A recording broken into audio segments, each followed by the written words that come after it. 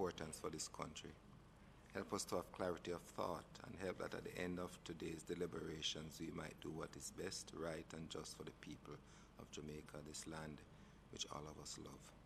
For these and all other mercies we ask in the name of your Son, Jesus Christ, our Lord. Amen. Amen. Thank you very much, Member Guy. Are there any apologies for absence? Any apologies for absence? No? All right, so we have a hybrid meeting today. So even though you see members in the chamber, we would assume that these are the only members present, we have online a number of other members. We have Senator Allen, who is online. We have members Marlene Malahoo Fort, Mrs. Aldridge, Mr. What's this? Ald? Huh? Ald. Miss Ald, Cecilia Brownie, Mr. Wilkins, and Mr. Dennis, Mrs. Dennis Wright. So all those persons are online. Ms. Wilkins is here? Yeah, Mrs. Wilkins. I would want to comment on the online/hybrid format to say that in light of our encouraging statistics around COVID, I would much prefer these meetings to be held in person. I was asked and I gave permission or said, okay, fine, for one person who had requested, I think it was Senator Allen, the others. Anyway, we made provisions for the others. But can I encourage us to try to turn up in person, because I think the discussion benefits more and it's a smoother flow. And I do believe that we have to try and project as close as possible normality. And while I encourage the technology, I think given the discussions and the weightiness of the discussion, it might be better. But thanks anyway for joining, and thanks to those who have taken the time to come, the regular team on the side of the technocrats, and of course Mr. Ian Stein from the Pan American Health Organization. All right, so in terms of the next item, item 5, the minutes are before us. We will take them page by page, and there is a summary sheet of the decisions made by the committee of clauses 1 to 6, which was done for ease of reference, which I'd encourage members to just look at, and if they have an issue, then they can refer to the decisions that we took up to the last meeting. All right, so pages 1.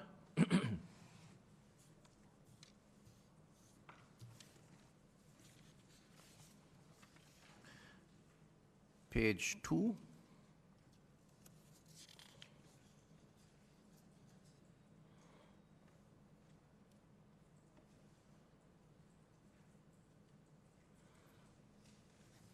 Page 3.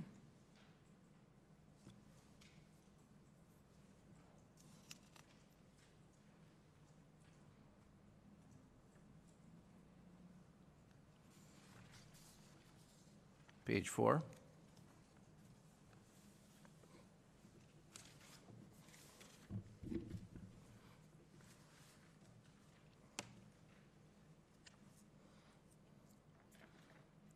Page 5.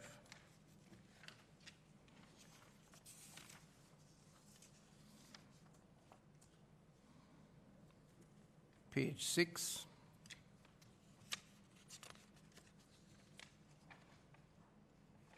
Page 7.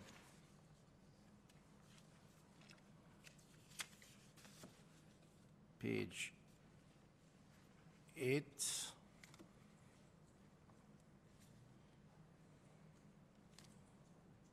Nine, and there's a one-liner at page 10, the adjournment. Okay.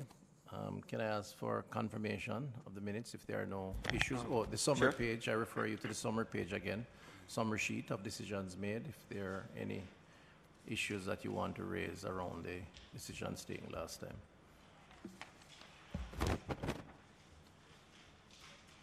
If not, yeah, somebody Yes, Mr. Yeah, Edwards, go ahead. this is in relation to the minutes, Chair. Just on page 3, proposal, minor amendment proposed.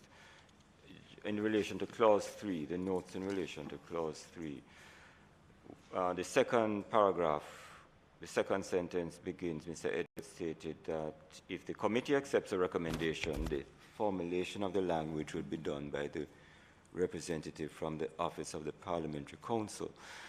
I believe I had said that I did refer to the Office of the Parliamentary Counsel, and forgive me if I said representative, because I thought I just said will be done by the Office of the Parliamentary Counsel. We don't really identify representatives from the office, so if it could be corrected to say will be done by the Office of the Parliamentary Counsel. So you want the representatives? Yes. We don't need to refer to Does any it give person. any meaningful difference in to the sentence? Okay, we'll take it out. Right. Okay. And that may not be so. Yes. All right, fair enough. Okay, so we'll Thank make you, adjustment Chair. there. Any other? No? All right, and again, the summary sheet, very important summary sheet, so I just refer to it again and again. If not, can I ask for a confirmation of the minutes? Confirmation. Okay, moved by Member Gale, seconded by the member from Western Westmoreland, sorry. Western Westmoreland, Member Wilson. All right, so matters arising from the minutes, any particular matter, or can we go right into the clause 7? Any matter arising? I suspect not, given the business at hand last time, and no. All right, so can we again move into the 7th item on the agenda, which is clause 7. All right, so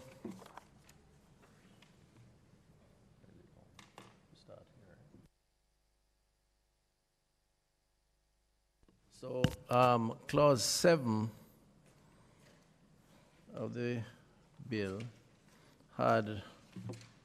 speaks the policy of the government in relation to tobacco control, and Aston Center for Health and Society made some observations. A weakness of the tobacco control bill in implementing Article 5.3 of the WHO FCTC is that there is a risk that Section 7.2 will be interpreted how the tobacco industry is defined in the bill, partly because it does not explicitly extend to all parts of the government, and partly because Section 8.2, which notes that interactions should be documented, does not spell out that they should be recorded and minuted. Other countries have introduced protocols which ensure that all interactions are recorded and minuted, and importantly, that minutes of interactions are made publicly available for inspection. So this is around the interaction. Okay, so that's the Ashton Center for Health and Society. That's an observation, so it's not... Chairman, members can comment on that. Hold on, let me weigh in on that one. Let me just also say that the Jamaica Psychological Society commented. There's an observation and a recommendation. Corporate accountability also a recommendation. You want to take them one at a time? Yes, Chairman. Comment on? I was particularly wanting to comment on one from the Ashton Center for Health and Society. First of all, I'd like to ask a question in relation to the area which says that there's a risk that Section 272 will be interpreted narrowly, partly because of how the tobacco industry is defined in the bill. Looking at the bill, however, I don't understand why they have made this particular comment. And quite frankly, not because, and if I go further, not because other jurisdictions have jurisdictions have introduced protocols which ensure that all interactions are recorded and minuted. The bill speaks to the fact that it is one, 7.2 says that pursuant to subsection 1C, the minister shall ensure that all documents, records and documents related to interaction and communication between government and the tobacco industry be made available to the public. So to say that it is to be minuted and recorded and have acts and made publicly available for inspection, to me, does not necessarily mean that what section 7.2 is at variance with. So I don't see, and that's my view, that we need to do any amendments to what is here in support of what they're asking, because I think we're basically speaking to the same issue. As it relates to whether one should have it minuted and documented, it is already documented and it's available to the public for inspection, because it is to be made available to the public. So I don't think we need to have any changes. My view is that the draft in here covers what they also need to do. As it relates to Jamaica Psychological Association, Minister,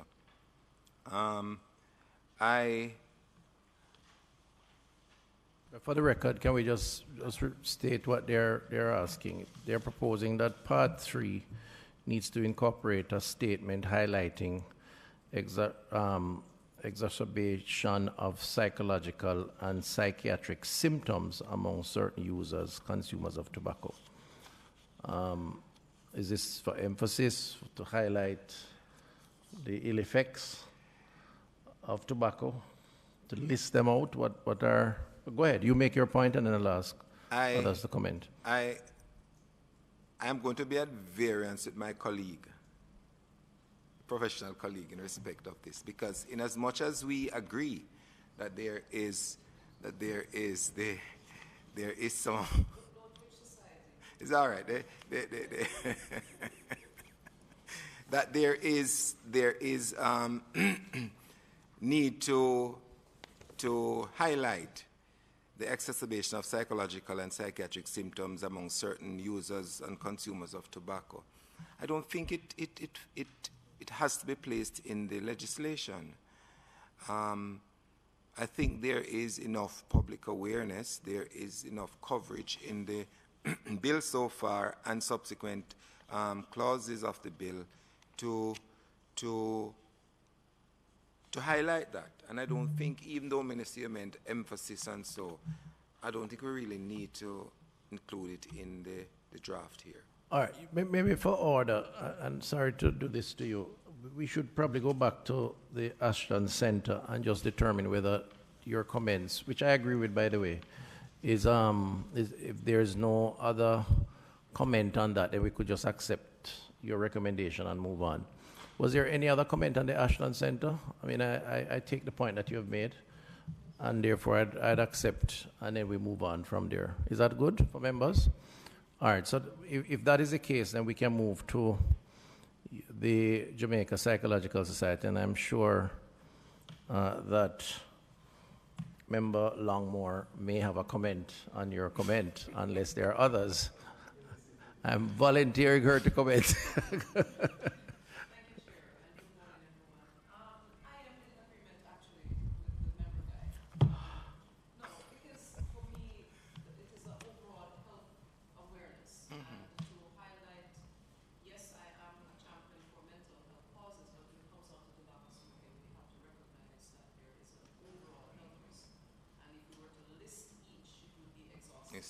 So I have an agreement with your position.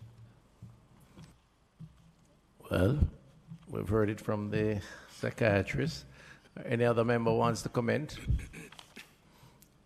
No? Okay. Can we then proceed and accept that we remain as is? And then the final one on this clause 7 is the corporate accountability entity that is recommending or that we insert the following words in clause 7.1b. the protection of the public and or any public body against the influence of and interference by commercially and other vested interests of the tobacco industry.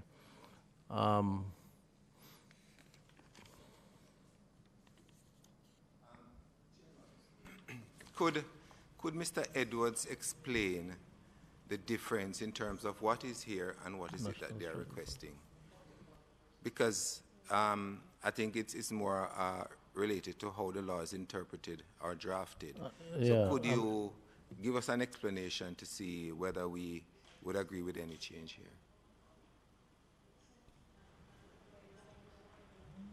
Chair? Okay, thanks. Yes, it really is a question of how the word public is interpreted, because Article 5.3 speaks to the protection of public health policies with respect to tobacco control from the commercial and vested interests of the tobacco industry.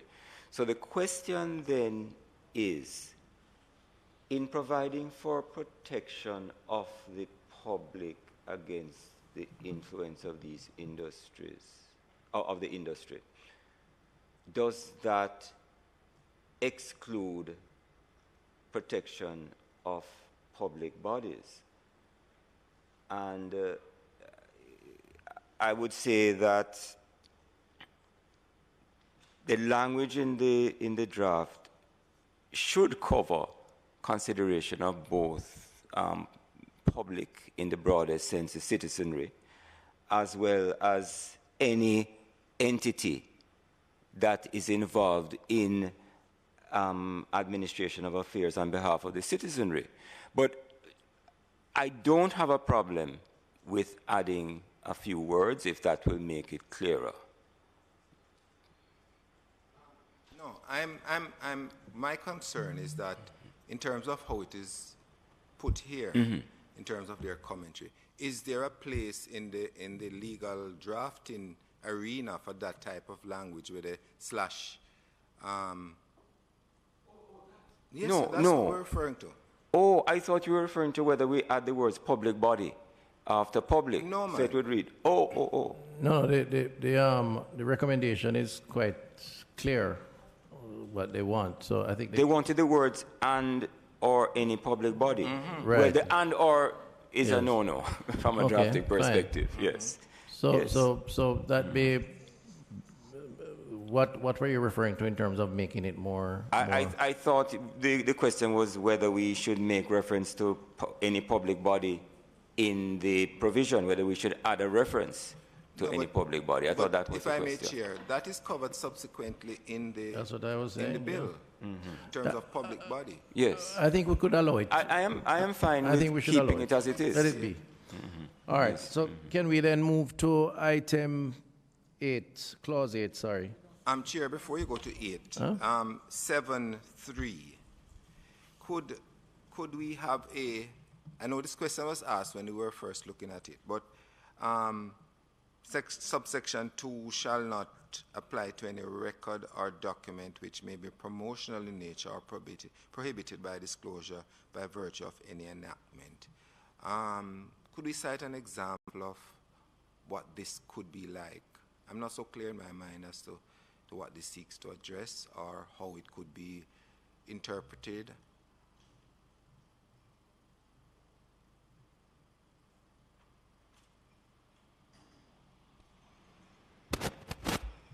Well, if I may assist, Chair and committee members, we're speaking of promotional material, so that would be material that would be, for example, material speaking to the benefits of controls and restrictions in relation to tobacco smoking or use of tobacco products, as opposed to material that would be of an advertising or commercial nature. So my understanding of this is that you would not be requiring the kind of documentation in relation to government and industry if it is merely material that is seeking to, it may be, for instance, material seeking to promote some kind of engagement between the government and industry, as opposed to material that is promoting tobacco products per se. No, but I am still at a loss here, Chairman, because if we are to read Clause 7(2), pursuant to subsection 1C, the Minister shall ensure that all records and documents relating to the interactions and communications between the government and the tobacco industry will be made available to the public. Subsection 2, that is 3 now, subsection 2 shall not apply to any record or document which may be promotional in nature or prohibited from disclosure by virtue of any enactment. I understand the latter part about prohibited from disclosure by virtue of any enactment. Enactment here, I think, refers to any law. Is that so, Mr. Edwards? So, But I'm just seeking an example of what could be prohibited from disclosure as a promotional item.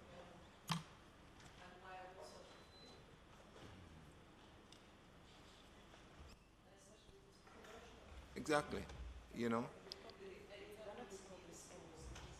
You're making a point, Member Longmore?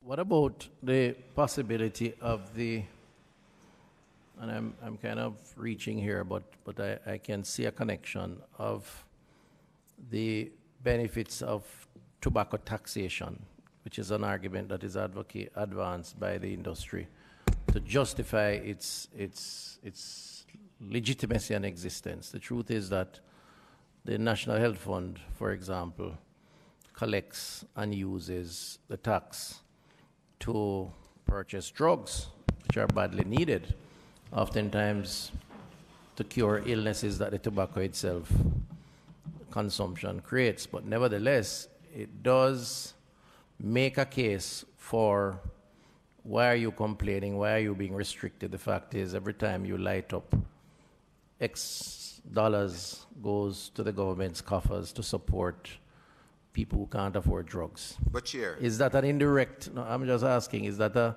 if you look at the arguments advanced by the tobacco industry, Mr. Edwards, and the career as it is their right, has made several here to promote the industry, could that be interpreted as material that with public disclosure could actually have a promotional effect on tobacco consumption? Yes, Chair, I was saying that in agreeing with you about that particular one, I think it is covered by the latter part of it, prohibited from disclosure by virtue of an enactment. Enactment here could be law or any arrangements with government. Because, I mean, for the government to get it, there has to be a legislation which speaks to that. Now, that would be covered by the latter part of it, but I just cannot understand why promotional would be included in this particular draft here. Well, it depends on how you interpret the term promotional, because it's a function of how it is used, who uses it, and there is a lot of sort of psychological, if you will, application to how words can be put together, structured and positioned to achieve a promotional effect. So I think it may be important to keep it just out of an abundance of caution and for emphasis on the need to not in real terms or in perception give any appearance that a conversation documented around tobacco consumption and any potential benefit that it may cause from indirectly, the big one being taxation, of course, can be used or manipulated as promotion. I don't see any harm in maintaining the wording, just to be able to be absolutely careful and cautious. Mr. Edwards, you want to come in? Yeah, Chair. Senator? Thank you, Mr. Edwards. Mr. Chair. Sorry, member. That's okay. I'm still a little bit unclear. I know that you said, there's no harm in keeping it, but I would love if Mr. Edwards or any member of the technical team could further clarify. It's Fair still enough. a little bit foggy for me. Go ahead, member. I hearing what you're saying, Minister. I'm trying to see where the demarcation is, because promotional, in my mind, promotional would seek to encourage the use, seek to encourage consumption. And for the protection of the public's health, I would think that almost anything that is in that context of a promoting manner should be made public. Persons should be able to have the information related to such activity. So I don't know if there's a demarcation that I am not grasping, and so yes, I would like some clarity on it. Before you come in, Mr. Edwards, you next.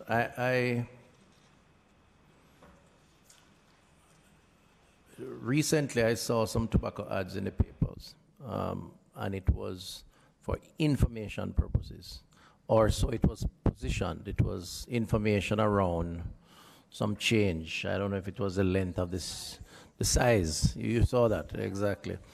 And thank you. So you see, I mean, as someone who is in the discipline of marketing and promotion, I appreciate the subtleties of the discipline and how it can be used to position and to promote center of mind and attention in a particular space. That's the injury that I would want to avoid, because I believe any conversation can in fact be positioned in a manner that could create a particular impression. And that would be my concern. That would be my concern. Mr. Edwards, you want to come in? But Chair, but even before Mr. Edwards come in, if I may, what this clause 7.3 is saying is that those, just like the example used a while ago, those will be prohibited from public disclosure. So the example doesn't really fit what we are seeking to find here, Minister. The reality is that we would want to know what type of promotional effort on the part of the industry that you would want to seek to prohibit from public disclosure. We need to know when, if the cigarette company is telling the minister that we're going to change the size of the cigarette, that should be public disclosure. But this 3 here is specifically saying that if the example that you're using is to be utilized here, that we should not do that. That should be hidden from the public. Now, I would like to know, and Mr. Edwards is explaining it, what areas that we would want the public not to have access to. And we can understand the NHF one and the statute and so, right? And even that is public too, because people would be able to go online and see it. But I just want an explanation to clear my mind as to agreeing with going forward with this. Mr. Edwards, your time. Thank you, Chair. So we have to read this provision in the context of both Section 24 and the definition section. The definition section speaks to what promoting is in the context of, fostering awareness, attitudes, positive attitudes in relation to tobacco products.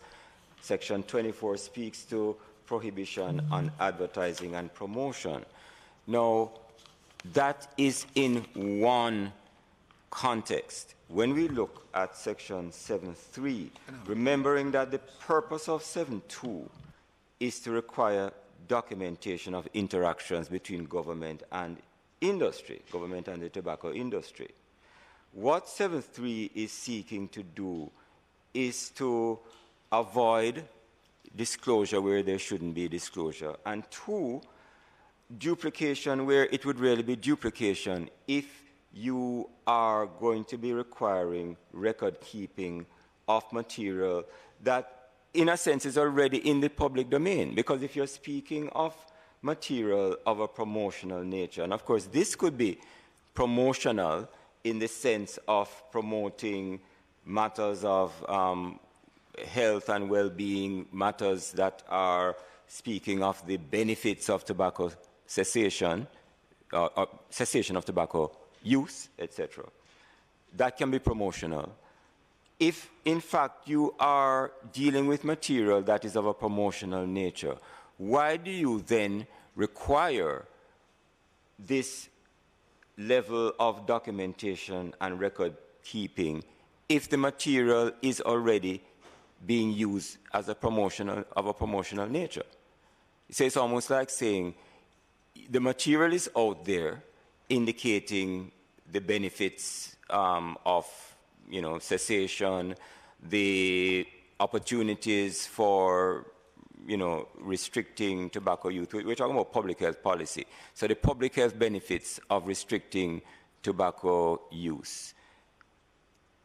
If you have that material being promoted already, why do you then need to require detailed records and documents relating to that to be available to the public?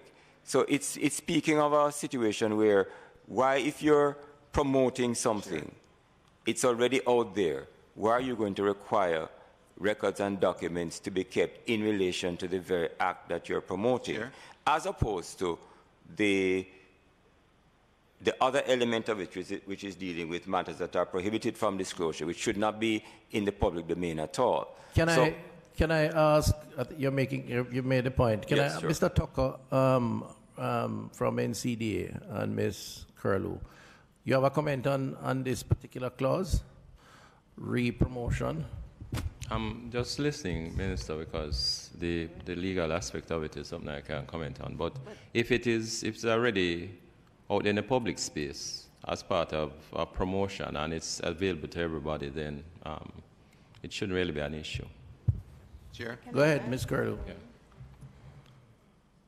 Morning, everyone. Just to add to that whilst we're trying to ban tobacco advertising and promotion, they will find the industry will find creative ways to infuse information in there, similarly to the cigarette getting longer, and it's a form of promotion. So I'm with the team to keep it in there, to kind of protect us all from everything. And I'm listening to the legalese as well to ensure that I understand it well. Yeah, go ahead. Chair? Chair? Mr. Edwards, hold on a second. So let's get yourself, since you're driving the argument, and I'm going to ask Member Golden to come in. I very rarely disagree with Mr. Edwards, but I'm inclined to do so now. And I'll tell you why. Clause 7.2 has its genesis in 1C, ensuring that there is a transparent and documented interaction between government and the tobacco industry. And then it says that government has the minister has the responsibility to ensure that all records and documents related to those interactions and communications between the government and the tobacco industry be made available to the public. No problem there. Then it goes on to say those that are prohibited from being made available to the public are any records or documents which may be promotional in nature. Now, that is the one that I have concern about, because there's no need to include promotional there. I can understand the prohibition from disclosure by virtue of any enactment. The promotional that we all are talking about in this chamber just prior to now is the promotion by the tobacco industry, which is covered in other sections of the clause. So my concern is that this here ought not to include any promotional in it. That's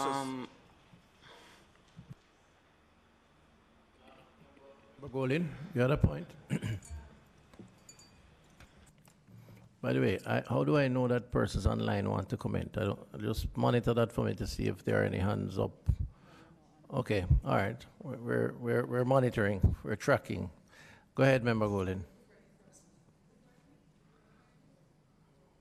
Yeah, go ahead. Oh, your mic is, use the other one. Okay. Okay. Right, okay, here we go. So Chair, if we Member Guy referred to the other clauses in the bill which govern the question of promotion of tobacco products, and clause 24 more specifically deals with the ban on advertising and promotion of tobacco products. So if we're looking at the purpose of section of clause 7.3 in relation to why it is we would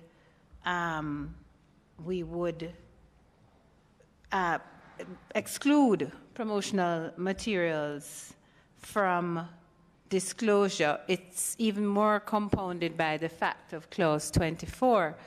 However, please, and Mr. Edwards can back me up on this, as I read subclause 3, subsection 2 shall not apply to any record or document which may be promotional in nature or prohibited from disclosure by virtue of any enactment.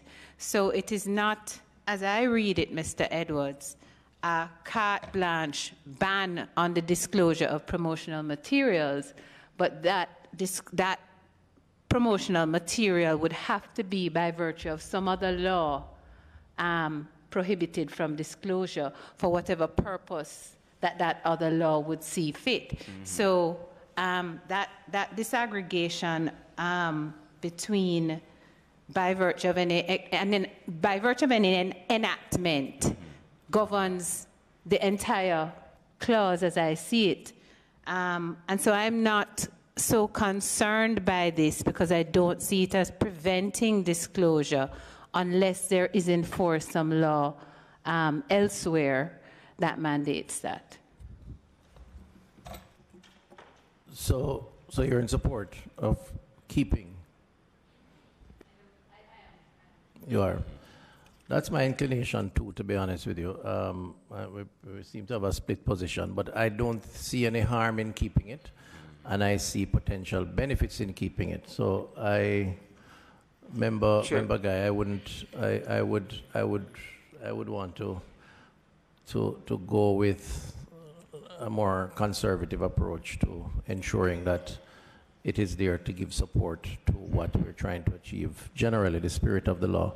But Chair, Mr. Edwards, go ahead.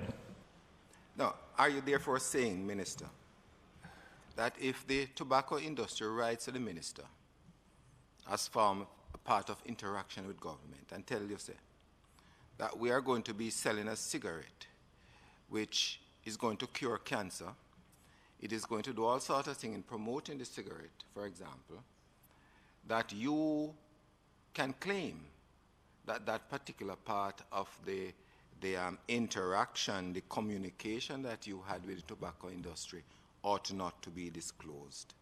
Absolutely. If there's a law absolutely, Mr. Member.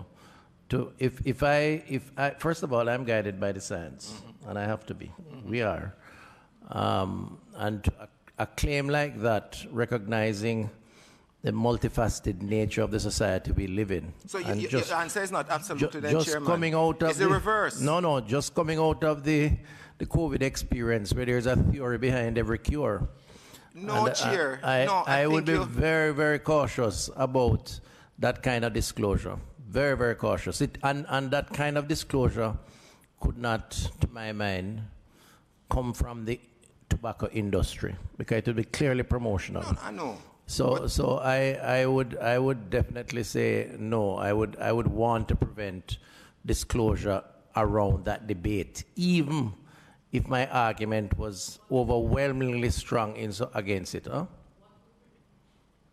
What would prevent you from disclosing it? What would prevent me? Mm-hmm. What would you be relying on to not disclose it? I want to be able to rely on the legislation so to do. Somebody had I don't think this clause, Minister, prevents you from disclosing that. Well, if that were the case, we need to strengthen the clause. Mr. Edwards, maybe you can come in here.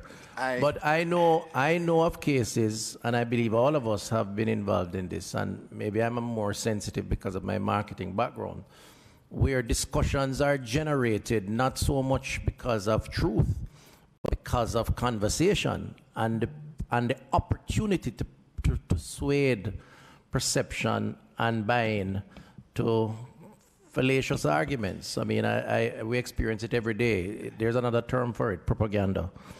So I would be very careful about that kind of disclosure. And indeed, I'd want the law to be sufficiently strong to avoid that kind of public discourse. But Chair, I would take it from the other end, the other end of the spectrum and say, can you imagine that the tobacco companies have sent this to me as part of the thing to prove the fallacy of it, you know? And it supports the general point that is guided by the science. But that is why I would want it disclosed. Look at this foolishness that we have received. I don't want to claim or appear arrogant around knowledge and my right to know more than other people. But I tell you, you'll be surprised to know if, those who will buy in very quickly to segments of a population that will buy in quickly to these kinds of arguments. And sometimes the arguments are created just for that very same reason. So I would want to be strong on that. You've kind of more convinced me by raising that that example. Are there any? Is Mr. Stein allowed to make a comment? Thank you, Mr. Chair. Yeah, go ahead. I think the question here is, what is the purpose of this particular piece? And the reason that we have from PAHO is this piece is here to actually ensure that there's actually no gaps. The bottom line is we know the creative nature of the industry, and so this is here to ensure that there are no gaps in them. He's saying that the reason why the health authorities at the hemispheric level and global level supports the term or terminology is to ensure that there are no gaps. My point, which buys into my point, that words can be used and manipulated in many ways, and you need something to rest on to ensure that if there's any malintent or sinister motive around the manipulation of words, it can be, which would represent some sort of a promotion of a concept, an idea, a product. You can fall back on the legislation to give protection for the greater good, which is what the legislation is intended to serve. So I would hold it. I don't think it does any harm to the legislation, and I think it potentially strengthens it. Chair. Yes, member. I think us health-minded people are having a different concern. I think for us, the overarching protection is towards the health of persons. And if you were to read from from number 2 of the clause, pursuant to subsection 1, the minister shall ensure that all records and documents related to the interactions and communications between the government and the tobacco industry be made available to the public. And later on now, subsection 2, this same subsection shall not apply to any record or document which may be promotional in nature. Now, for me, anything that is going to, and this is now where the psychological impact is significant, anything that is related to enabling that predisposition to the use and the government making an agreement of sorts or having some industry build out around said promotion should be made public. I am trying my very best to understand in what context could it be that any promotional evidence, any promotional strategy or any promotional effort, not the thinking or the foundation behind it, is not made privy to the public. I'm having a hard time grasping that. It's called misleading advertising, and it's a fundamental breach if you make claims about something, for example. That's not the case. So should we not be protecting? That does happen. That does happen. I think the Ms. Dennis from the legal team at the ministry is online. I wondered if she could come in here since she has been a critical part of this. And Chair, before Ms. Dennis answers, yes. The last part of subsection 3, by virtue of any enactment. So it would also have to cover promotion by virtue of any enactment. Isn't that so, Mr. Edwards? Because it's not only the disclosure, if I'm correct, that is covered by virtue of any enactment. Yes, as it is drafted, it would govern both concepts, promotion and prohibition from disclosure, as it is drafted. It may be that we need to review the drafting, though, Chair, to be very clear, because I really don't believe the words by virtue of any enactment are necessary to govern the promotional aspect. I don't think it's necessary. It's really for the disclosure prohibition that's critical. I don't think it's necessary in the context. Is Ms. Dennis on? Thank you for that. Yes, Minister. Good morning. I just want to mention that, just for clarity, I am currently representing the PAHO Sub-Regional Office, but notwithstanding that, given my involvement in the matter and in terms of the drafting instructions and putting the draft together at the time, I want to make it clear that the intent of the provision is definitely in keeping with what was mentioned just now by Mr. Stein, that the intent is really to ensure that there are no loopholes. I do admit that the drafting in terms of what is mentioned, that there might need some tidying up or that it might need some amount of adjustments in order to make that intent clear. However, we would want to also support or to suggest the retention of the provision.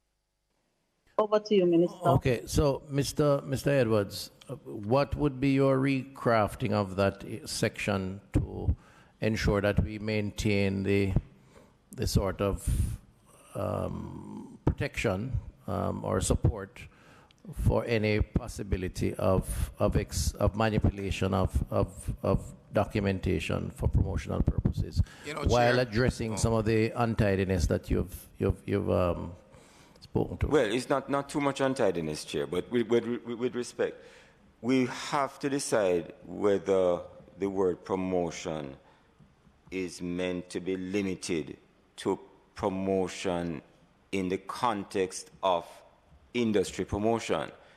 And I don't think it has to be so limited. So that's where we may need clarification. It can't be limited to that. No, but I'm hearing that interpretation throughout the discussion. Promotion does have a specific definition, but the concept or the idea of creating awareness and stimulating interest can be a lot more nuanced. Yes. And what you need is a terminology to capture the nuanced nature of how you manipulate concept, terms, phrases to create both awareness and perhaps interest. It's really what you're trying to avoid. And government cannot, certainly not with this piece of legislation, give any leeway to supporting any notion of creating interest around tobacco consumption. And that's the point I'm making. Yes. So if there needs to be a recrafting, I'm prepared to look at it, but it must address a much wider concept as opposed to a very narrow definition. And Chair, I think we have to be clear also that we're speaking of the records or documents relating to the interactions and communication between government and industry. Because if we don't specify that, there will be the sense that we're speaking about promotion from one side. You want to re-look at that then, and I don't know if you want to do the technical and legal the technical team. Yes. So we make a note of that, and we get back to that, if not before next sitting. But as long as the objective is clear. Is member Guy happy with that conclusion? I will be happy when I see the final draft, Chair. He's very hard to please, so we will allow for the final draft, and I'm sure he'll be pleased at that time. Thank you very much. All right, so can we move on to, are we at 8 now? Item 8. We're taking our time, but I think it's important. All right, so 8 speaks to limited interaction with the tobacco industry by a person who has responsibility for tobacco control. I think this one can be a little controversial. The Ashton Center for Health and Society has a recommendation here: strong implementation of Article 5.3 of the WHO FCTC would require minor amendments to Section 8.1. So on behalf of the tobacco industry and all public officials, this could be achieved as follows.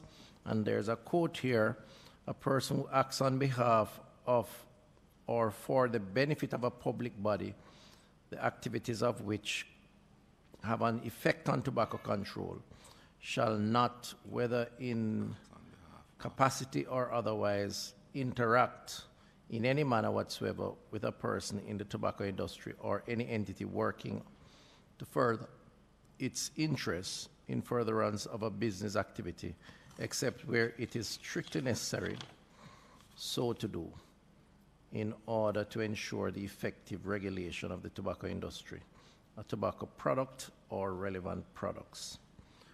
Okay, so that's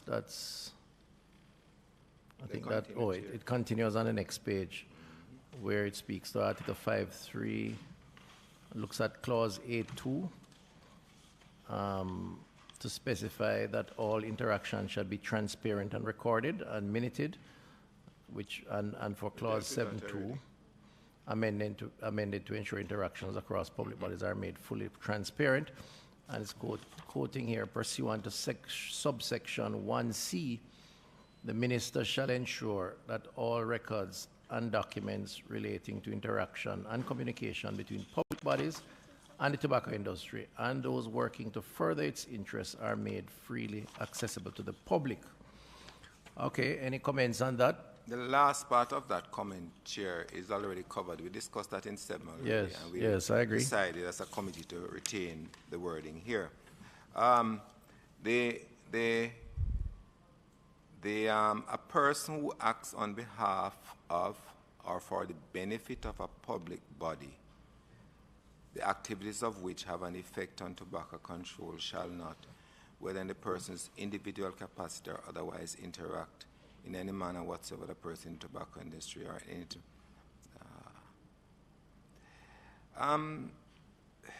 How is it different from what is worded here? Apart from the different use of word legally, how is it different, Mr. Edwards?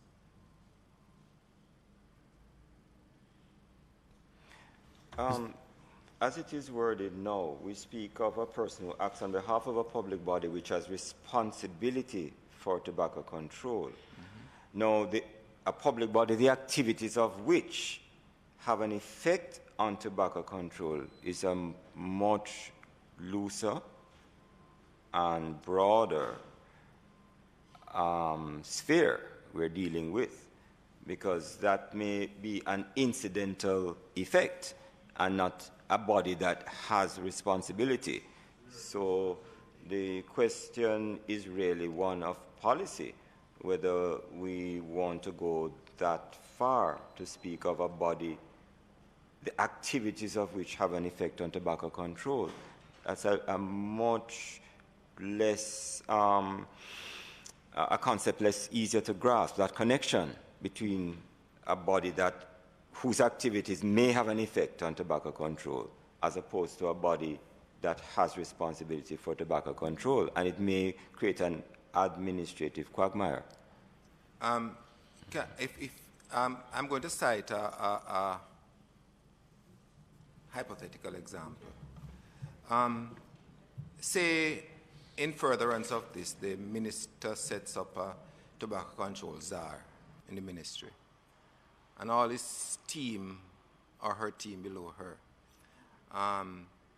This, as is worded here now, would apply to those individuals because they would have the responsibility for ensuring that the tobacco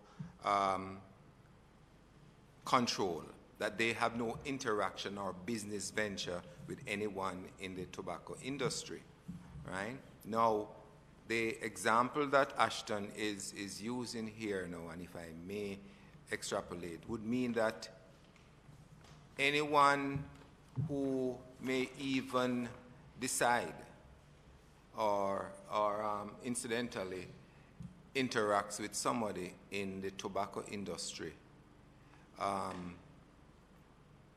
For example, say you go to a cocktail, and there are persons from cocktail function, the persons from the tobacco industry is there, and speaking to you, and well, they're not discussing a business activity there, but business is a wide term. That person is in contravention of the legislation here, and they will be looking at a term not exceeding 3 months or $1 million in fine. Now, I would rather stick to this particular draft that we have here as opposed to the one that is being proposed. Stick to which draft? The one that we have in our bill. Oh, as opposed to the one that is being proposed. Any other comment? Chair. Sorry, after Member Golding, I'm going to recognize Senator Allen, who his hand is up online. Go ahead. I'll yield to Senator Allen, Chair. Okay, Senator Allen, you want to go ahead? Thank you very much, Mr. Chairman, and really especially, I agree with you. It's much better in person. I will rectify that at the next meeting. But I'm trying to understand from Mr. Edwards, based on the fact that this was a very, I don't want to say contentious, but this clause during the discussions that we had a lot of backing and forthing, making sure that we, or might I be confusing it with the other one.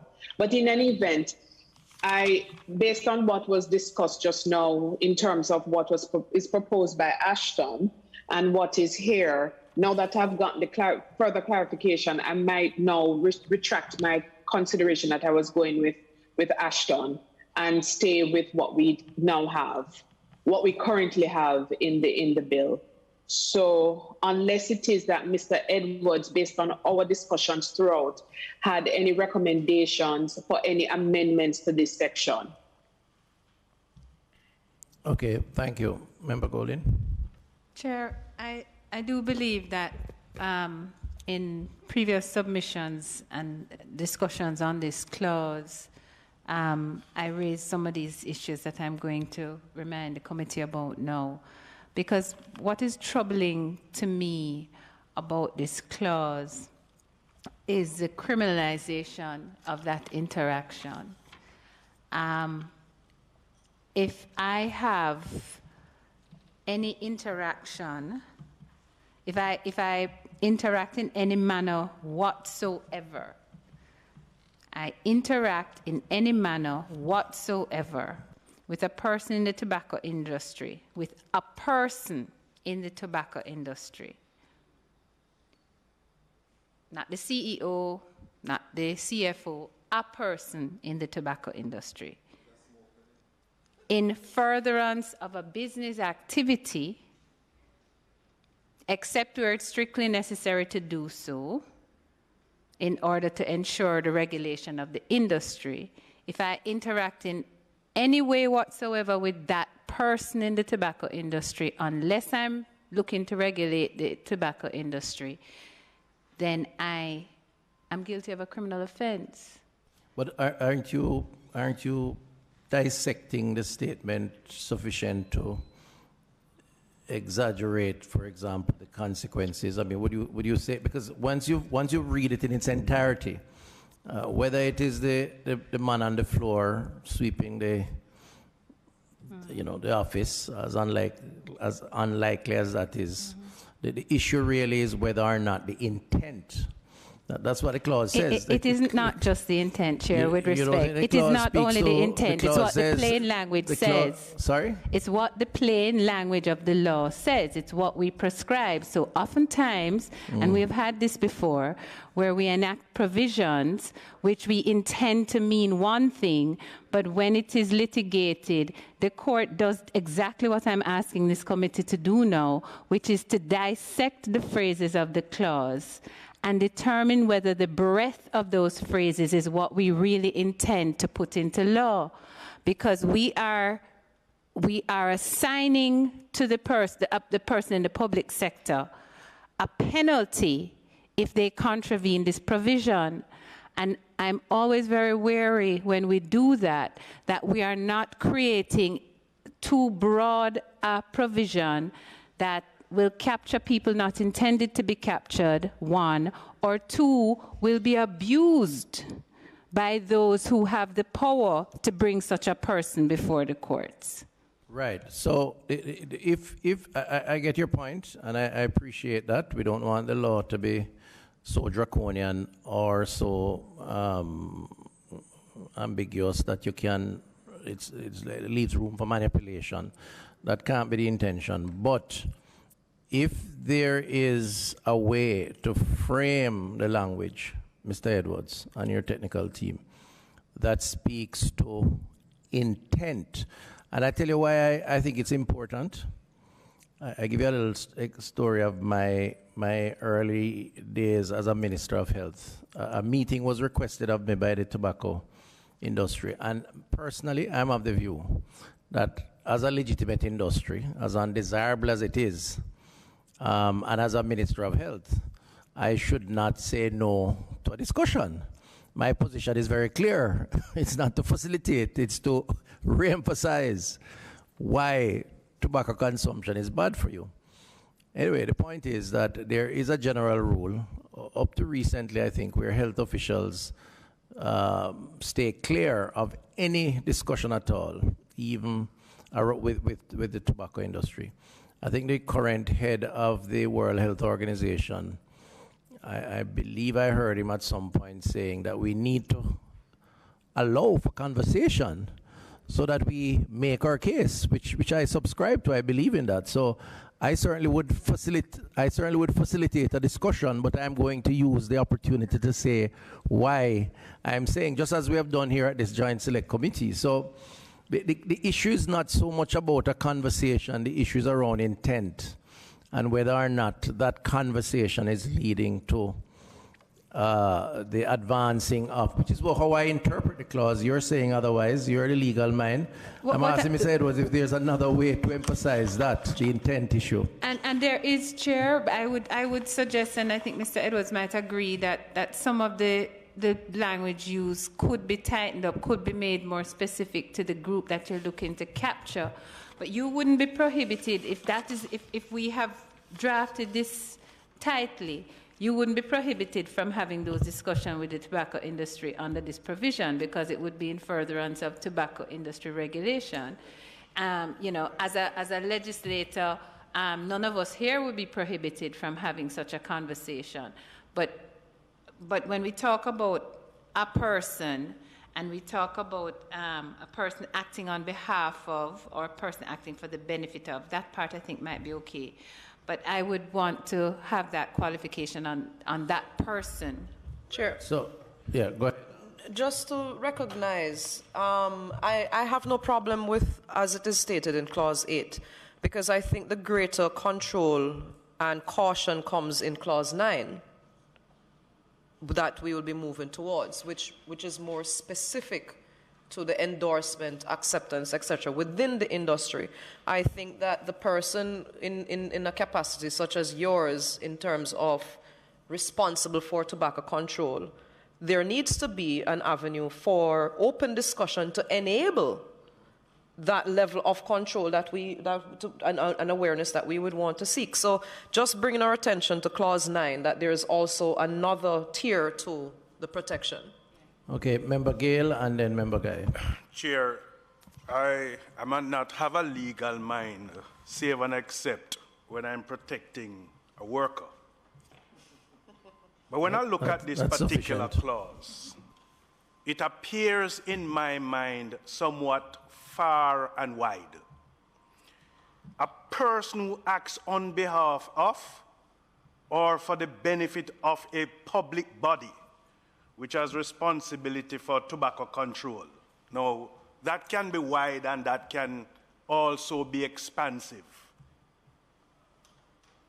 Whether in the person's individual capacity. No. This creates some sort of a firewall. In that, as Member Guy made reference, you might be at a cocktail party or wherever. Now, that individual who is a public officer or may be employed to this public body, right, can be exposed and may be at risk to not only punitive actions, but criminal actions, criminal liability, simply because of just the interaction. Just me speaking to you. No. But member, sorry to cut you. Is that really what the clause is saying, though? No, and if you allow me, okay. I would want to understand and appreciate what is the motive that is being sought to fix. Because further on it speaks to except where it is strictly necessary so to do. Now, who defines that strictly necessary? Is it an opinion of someone who may bring right to cause to punish the individual because of the interaction? So I'd like to ask Mr. Edwards, what is the specific intent in terms of what we're trying to capture, and can we constrict it to where it is more focused on the intent and not to allow it to be far and wide as possible? Let me hear Member Guy, and then I'll come to you, Member Wilson. Chairman, Member Campbell indicated about intent.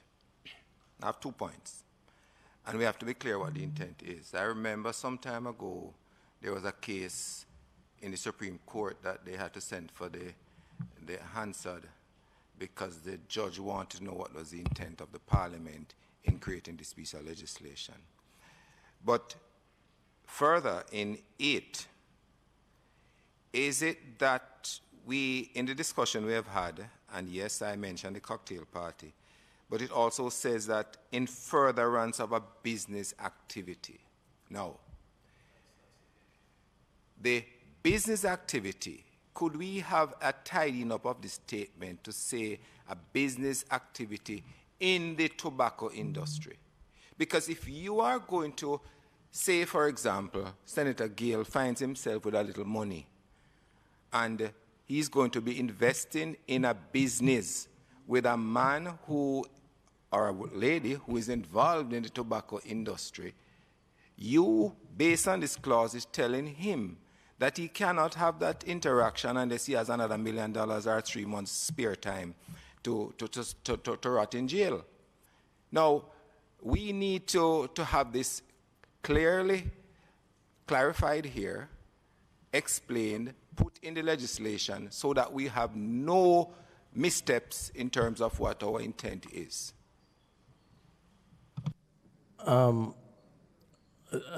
Senator Allen is online, wants to make another point. Senator Allen, and then I'll say a few things on Mr. Edwards. In fact, sorry, thank you, Mr. Chairman. Senator Allen, I'd ask Member Wilson to come in first. Go ahead, and then you after. Yeah, thank you, Chair. Similar to my colleague members, I have a similar concern in terms of the breadth of the legislation. And in particular, I was thinking along the lines of the enforceability of this particular law and how it will be operationalized. We are sticking with the example of the party and your interaction or anyone else's interaction with a member of the the tobacco industry, how enforceable will such an action be? And on top of that, when you look at the interaction more generally, would there be space for the tobacco industry to have engagement when legislation are being formulated? Those are two things that jumps out at me as it stands. So I would want Mr. Edwards to comment on that and provide some clarity for me. Thank you. Senator Allen? I will, Mr. Chairman, I'll await Mr. Edwards' explanation because I think the number of questions he was asked would probably answer my question. Okay, Mr. Stein wanted to make a comment. Thank you, Mr. Chair. Before Mr. On the back of what member has just said, can I just add for some consideration? This clause speaks to where they're interacting in any manner in furtherance of a business activity. So I'm underscoring that to ask for even further clarity in relation to the intent, because let us, for argument's sake, say I have interacted as a member of a public body or the public body responsible with someone in the tobacco industry to sponsor, to donate some funds to my cake thing at church or to the karate ministry that we have at church. That, in my mind, is not a business activity that would be captured here. So is the intent to prevent interaction? What is the intent? Because I'm even more strident now that we are not necessarily capturing the intent we want, and I certainly don't think the language does it. All right, let me hear Mr. Stein. Thank you very much, Mr. Chairman. And then Mr. Toko. Again, I'm just intervening to provide some support to the colleagues of the committee. I think it's important to recognize the fact that what this clause is intended to do is to reinforce the existing commitments in the Framework Convention for Tobacco Control. And this particular piece is actually referring to Article 5.3 of the Framework Tobacco Control. And it's intended to follow along the guidance of that convention. And so I think the colleagues here would be well served to recognize that we're not starting from zero, right? There is guidance on how to move this forward. And so this piece here in this particular clause is intended to align to Section 5.3 of the FCTC. Thank you. No, Chair. Even if it does align to that particular Section 5 of Framework Convention, it doesn't mean that we are binding to it in terms of our local committee here. And quite frankly, I would object as a member to going fulsome with this particular piece of irrespective of where it's coming from. The reality is that if that were not the case, then we could just take the FCTC thing and just lay it on the table of the House of the Parliament and pass it into law. We have here is the purpose for this particular committee. And quite frankly, I think that if it does not align with what our thinking is, then we ought not to go along with it. Right. So I don't think we should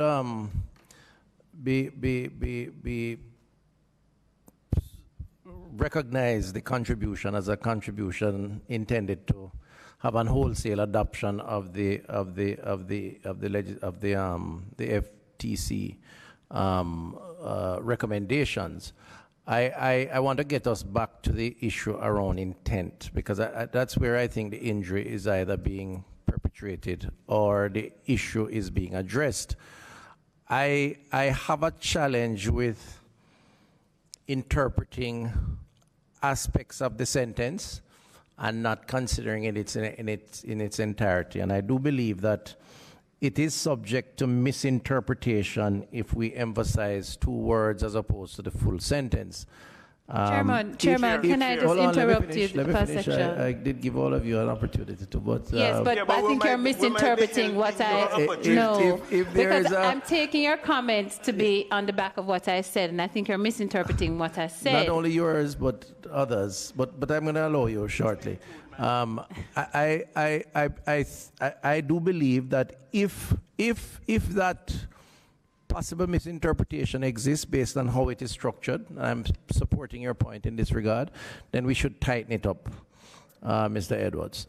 But critical to this is the fact that interaction with a particular intention, and that intention could be wide, by the way, because a sponsorship of an event by a tobacco company is in fact part of the promotion of that industry. There's another major issue that we need to decide on, because as I understand it, the government may actually be an investor through some of the funds that it has in the tobacco industry. And this legislation is going to have some implications for that. I know. I was coming to that, Mr. Chairman. But the issue of this clause runs the potential of bringing us into some conflicts here, which we're going to have to address at some point in time. So there is a lot to consider, but I think for the time being and for the purpose of this clause, the key is to establish unambiguously the issue around intent to promote or to support or to facilitate. And I think, to my mind, this captures it. But if you think it needs to be tighter, then we can make it tighter. Chair. Yes, but Chair, I think it's important to look at the question of intent. And this clause in relation to Article 5.3. Article 5.3 reads, in setting and implementing their public health policies with respect to tobacco control, parties shall act to protect these policies from commercial and other vested interests of the tobacco industry in accordance with national law. Exactly. So my question, Chair, is if we are seeking to create a provision that complies with Article 5.3, why then has the policy sought to criminalize interaction so generally? Because it would seem to me that we could effect Article 5.3 without a criminal offense.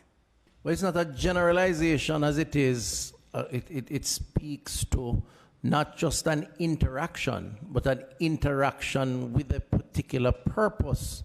And the purpose is explicitly stated, and that's why I don't necessarily agree that the intention is to criminalize anybody who happens to turn up at a cocktail party, meet someone, and after interacting with them realize that they work for the tobacco industry. No, only if they're discussing a business interest. No, if they're you're seeking to discuss a business interest. A business interest that will further the consumption or the attempt at promoting or facilitating the industry. That's a very different thing. This does not speak to that, Chair. Okay, which is why I say let's tighten it up if that's the case. Because I would like, Chair, if you would ask Mr. Stein, who is here, to explain what this business activity is in light of the fact that he has given us an overarching view of what WHO FCTC says in relation to this, as he did earlier on.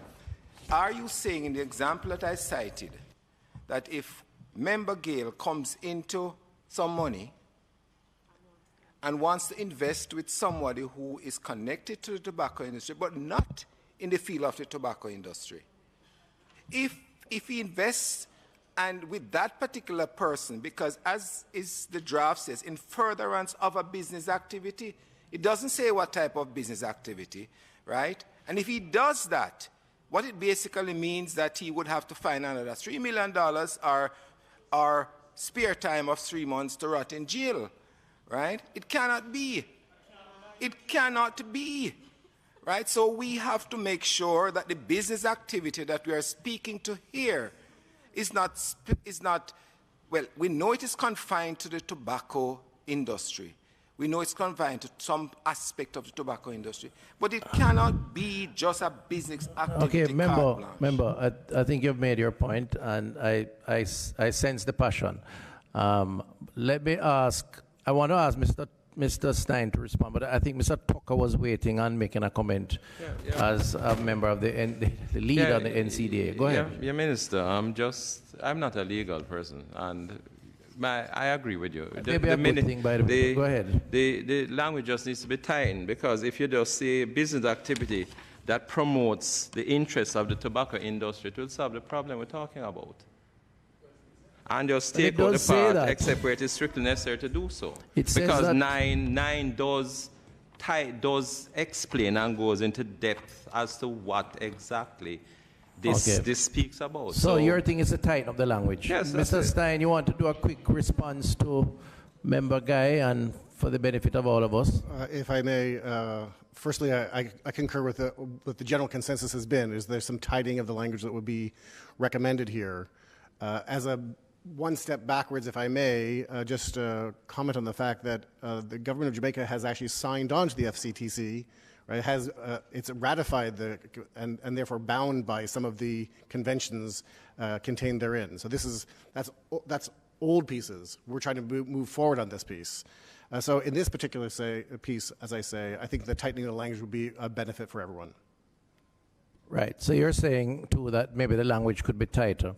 All right. I think there's general consensus around that. Mr. Edwards, you will have the last say, at least for now. That we tighten the language, but recognizing the principle around interaction to promote, to facilitate, to expand. That is what we're trying, that's the injury we're trying to address. Not so much just interaction, because that becomes a reach that could be impractical to enforce and actually would not do justice to the intent of the law. You have just final comment without anybody else commenting, and then we move on. We're only on 2 clauses for the last hour. My very brief comment here would be that I fully appreciate the difficulties that members are having in relation to this provision. And it's understandable, because it's a sanctionable provision with criminal penalties, and therefore it will have to be construed strictly. From a legal point of view, it has to be construed strictly. So the language has to be tight. In terms of the policy, as our PAHO WHO representative indicated, we are talking, and Senator Golding, Article 5.3, which speaks to the obligation. Let me just repeat Article 5.3. It's very brief. In setting and implementing their public health policies with respect to tobacco control, parties shall act to protect these policies from commercial and other vested interests of the tobacco industry in accordance with national law. Now, in terms of the guidelines for implementation of that provision, parties are actually urged not only to implement and apply the measures broadly, but to implement measures beyond those recommended. So in other words, the WHO and PAHO recognize how critical this issue is. Yes, urge. No, it's always urge, because it's parties, it's an agreement, so it's not a mandate, but urging is strong language at the international level, as we'd appreciate. So it is important that the language be tight. I also should indicate that the guidelines speak to the scope of who this should apply to. Guidelines are applicable to government officials, representatives and employees of any national, state, provincial, municipal, local, or other public or semi-quasi-public institution or body within the jurisdiction of a party, and to any person acting on their behalf. So it is important for us to settle the scope very clearly as to who this provision should apply to. All right. Chair, before you, please. I asked a question 2 times but no one has answered that question. So Edwards, you weren't asked to. I'd asked Mr. Steins, but he didn't. I cited the example of a non-tobacco business interaction, business venture, business engagement between a person and somebody involved in the tobacco industry wanting to go into a business venture. The simple question that I'm asking, non-tobacco business venture, is that permissible under this legislation? Let me try and respond. It depends. It depends on if the tobacco industry or the proceeds from the tobacco industry are contributors to that non-tobacco venture. And the reason I say that is that the tobacco industry or the tobacco companies are not solely vested and investing in tobacco-related products. They invest in a wide cross-section of activities. Most multinationals do. And the issue is the extent to which that investment, that parallel investment, can be linked to the promotion, the sales, the success of tobacco production and consumption. That would be my interpretation. I don't know if Mr. Stein wants to comment on it, but that would be my interpretation. I think this clause attempts to de-link tobacco proceeds from supporting parallel or related activities. But if that's the case, then, Minister, we need to have that expressed here. Mr. Stein, let's just guide us on the convention. Thank you, Mr. Chair. What I would point to here is actually the direction that member states have given WHO and PAHO. That is to say, in this relationship, the member states have guided PAHO and WHO by virtue of the framework for the engagement of non-state actors to disengage with all activities with the tobacco industry, not necessarily dealing with specifically the matter of tobacco. If any other matter comes up in which tobacco is represented, we are told by our member states not to engage. And so we have a very cautious approach. And so if I was to guide the esteemed colleague here, I would look to the guidance that you've given WHO, ourselves, that we should not be engaging with tobacco in any way, shape, or form. So you're confirming what I've said? Yes. That's the interpretation. That was my interpretation, member. So if that is not what is reflected in the clause, then part of the recrafting of that, Mr. Edwards may need to specify that. And I do recall that was part of the convention that we've signed on to. All right. I think we have next the Jamaica. So Mr. Edwards, you're going to get back to us with the rephrasing of that, right? Your technical people. Technical team. Okay, so we make a note of that, and I think we're all agreed that we need to make much more explicit the intent of the interaction. The Jamaica Coalition of Tobacco Control, Healthy Caribbean Coalition, had a recommendation on this clause 8. Parties should require government officials to declare and divest themselves of direct interest in the tobacco industry. Government officials meaning parliamentarians, or government officials meaning, I mean, the government is a broad term. What's the interpretation there? I mean, you have the local municipalities, the councillors, the MPs, ministers of government. What are we referring to? The executive arm of government drives policy. I could see why that may be an issue because of sort of preserving self-interest. Mr. Edwards, is there any clarification to be brought onto this when he speaks to government officials? Anybody? I believe in this context it was focused on parliamentarians, those serving as parliamentarians. Parliamentarians. Any comments on this? I have a difficulty with that, Chair. But Mr. Yes, go ahead, Senator Allen.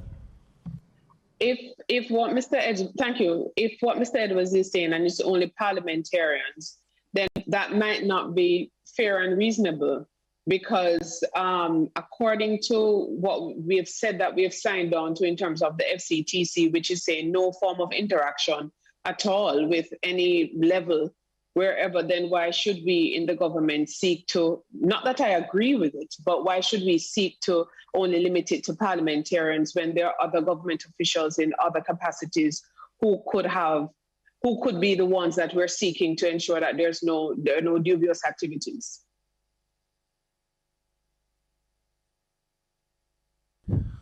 Any comment?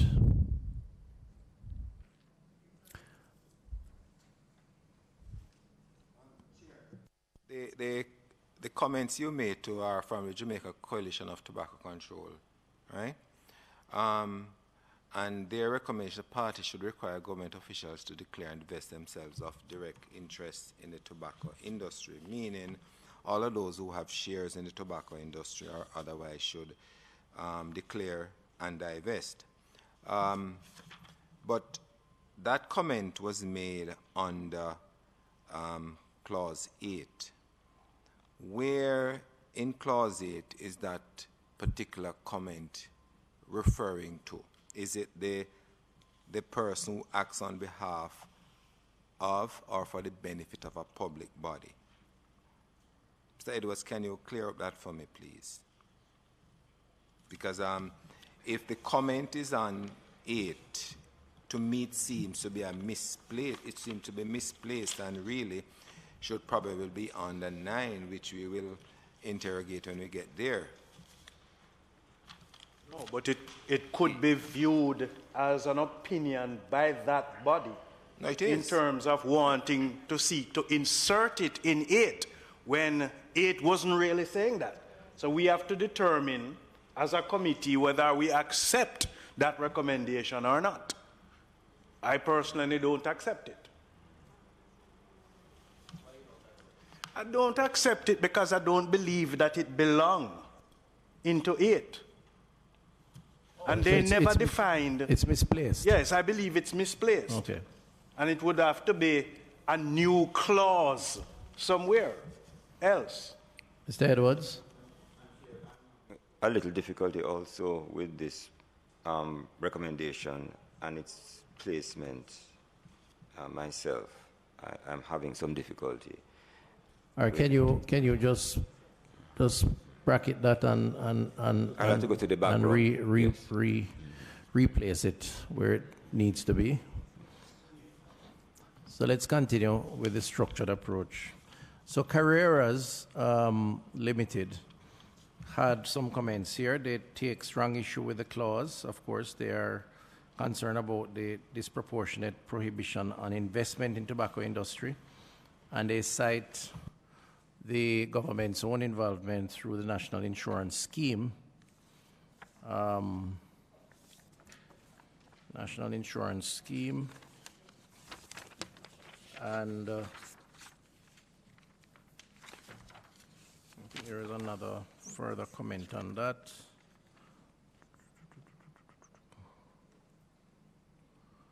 Yeah, and the recommendation is to delete Clause 8. I propose for Clause 8, delete Clause 8 to 9, delete all the reference to criminal sanctions that are included in the bill, and adjust the amount of the fines according to what is acceptable in Jamaica. Okay, so that's Carrera's recommendation. Any comments? I suspect the most substantial point here is the government's involvement in through the NIS investment. I mean, it does create. Can I suggest that we get to 9 to treat with that, because there are areas of 9 that speaks to that part of it. Fair enough. Are we agreed on that? Okay. All right, so let's go to 9 then.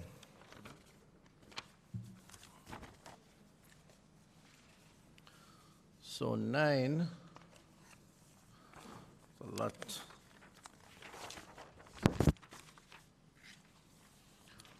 All right, so 9, if we are to do it in the order in which they were presented, the Ministry of Education, Youth Information, and Jamaica Union of Tertiary Students speaks to a recommendation: a person employed to a public body could be found criminally liable for any breach under the clause.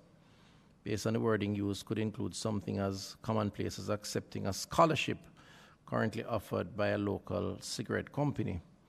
It is therefore suggested that there be an inclusion of a transitional provision or otherwise ensure that the relevant minister issues an order protecting such individuals until the expiration or cessation of such engagement. So basically, for the tobacco company did cite their contribution to education.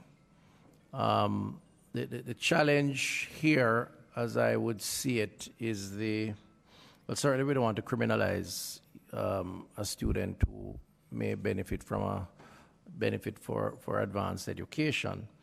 The issue around it is the promotion of the tobacco industry in the process, I would think. That is a real challenge.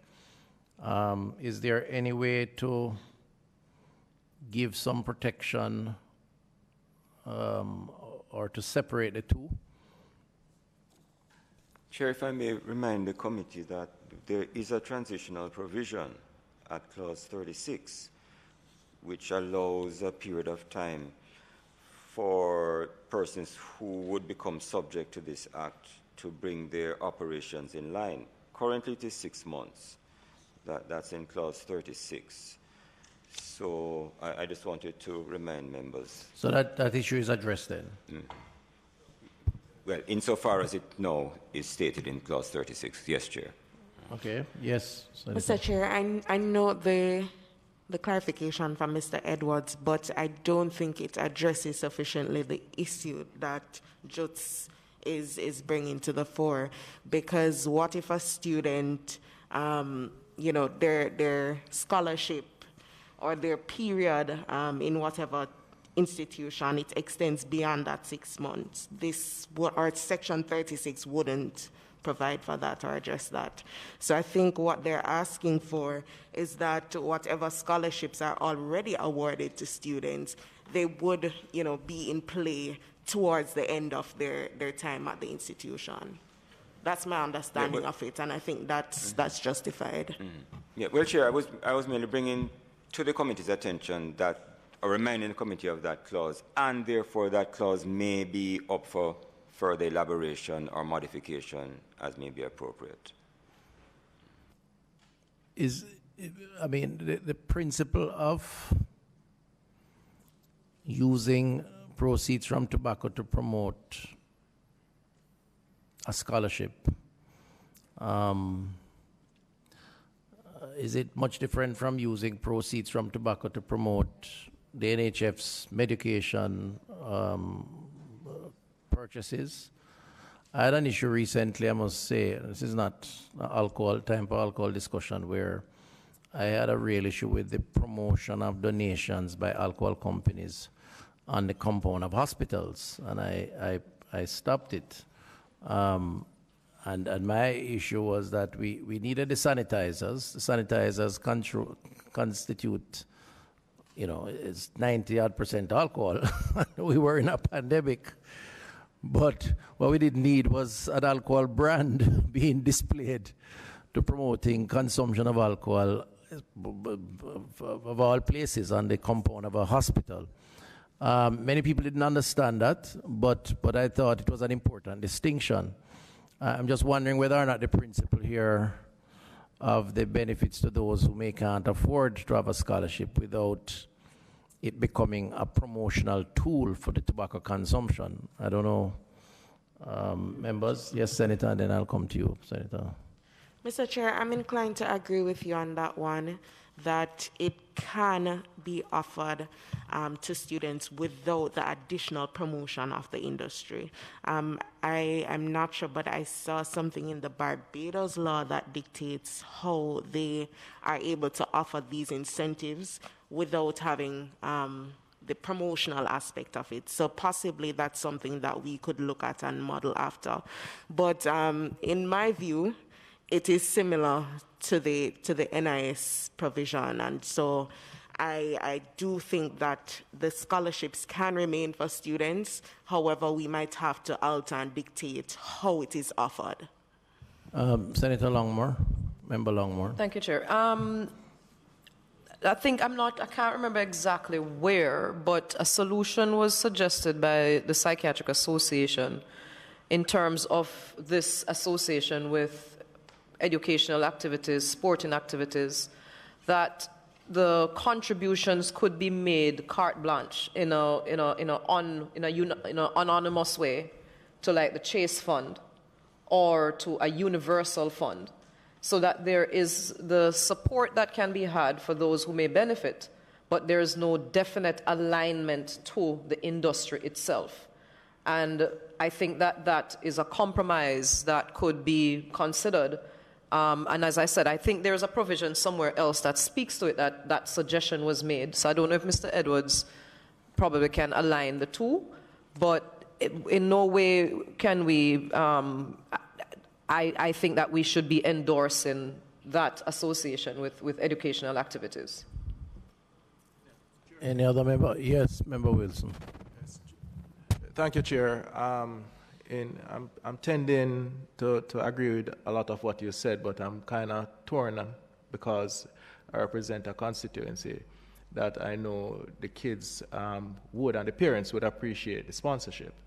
And it's with that in mind that I am saying that if we could look at different avenues at allowing the scholarship to be administered, whether through Chase Fund or through different arms, then that would something that we would really appreciate.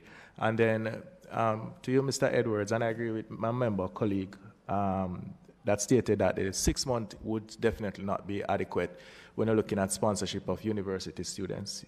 You know, and is it that after that 1 year, they'll basically have to go to find other means to get their student fees paid? Because if we're going to enact this law and someone would have gotten a scholarship for their studies for, you know, their doctorate, which takes 4 years, are we saying that we'd have to disjoint that financial arrangement and they'll have to seek financing somewhere else? You know, so all that has to be contemplated. Thank you. Yes, Ms. Curlew from the NCDA. Yeah, thank you, Chair.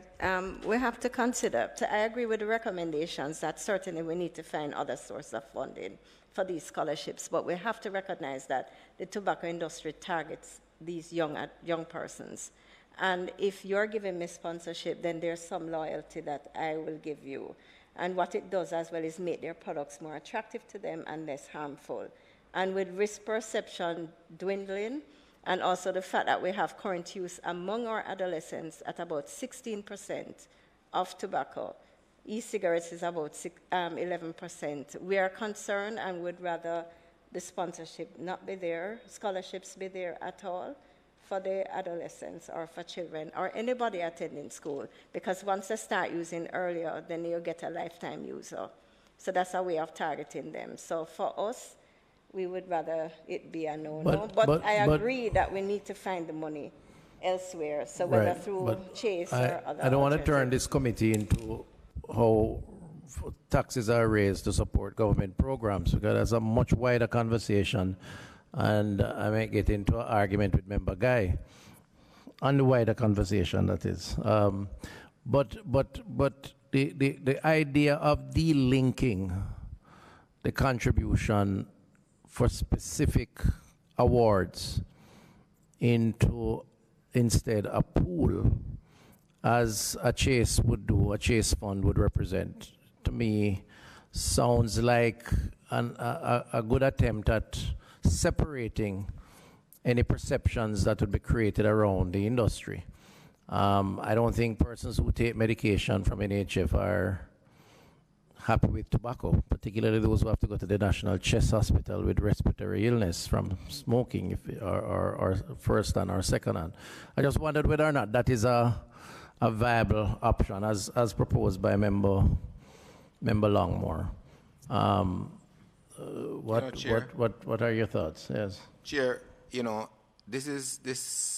in a dilemma, and I'll tell you why I say that. We've just been told that, and I'll go back to the previous clause, that any activity, and you yourself said, Chair, that the proceeds from the tobacco industry to be used in another industry, which is non-tobacco related, we have to be cautious about that. But we have a situation here in Jamaica where we have these scholarships being offered by the tobacco industry. We also have a situation here where the proceeds by law of the tobacco industry, as you did indicate, is being channeled into the National Insurance, the NHF.